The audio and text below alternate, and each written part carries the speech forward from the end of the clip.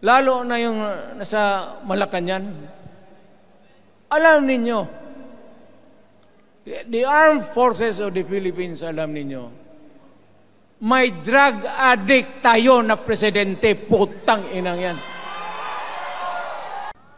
Nung ako'y mayor, pinakitaan ako ng evidence ng PDEA. Doon sa listahan, nandoon yung pangalan mo.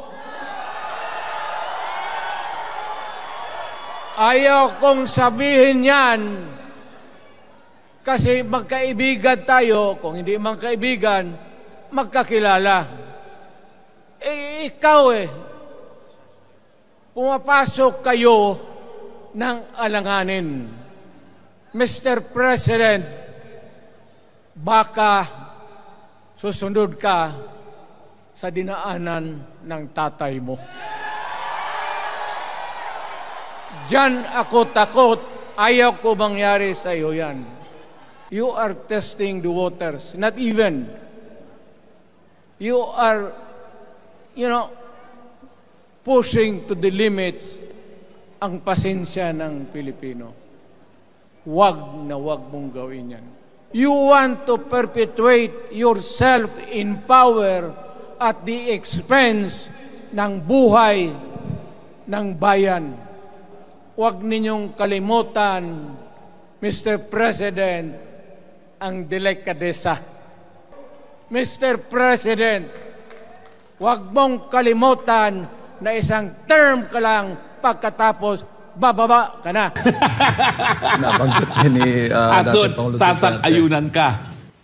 Pero si Bongbong maayong tao, wala yung ko'y problema kang president. Tinuod lang, suportado na ako kay buutan.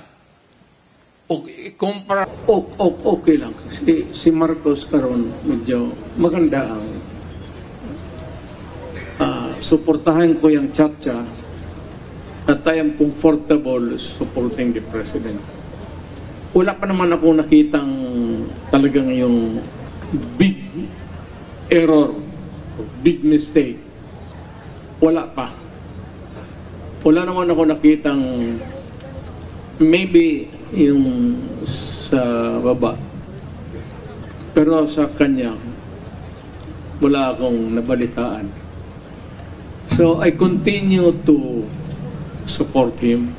Sa ako,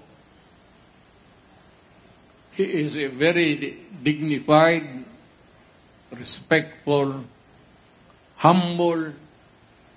Pasig niya ito ba? Dili pa na presidente. Mapakumbaba.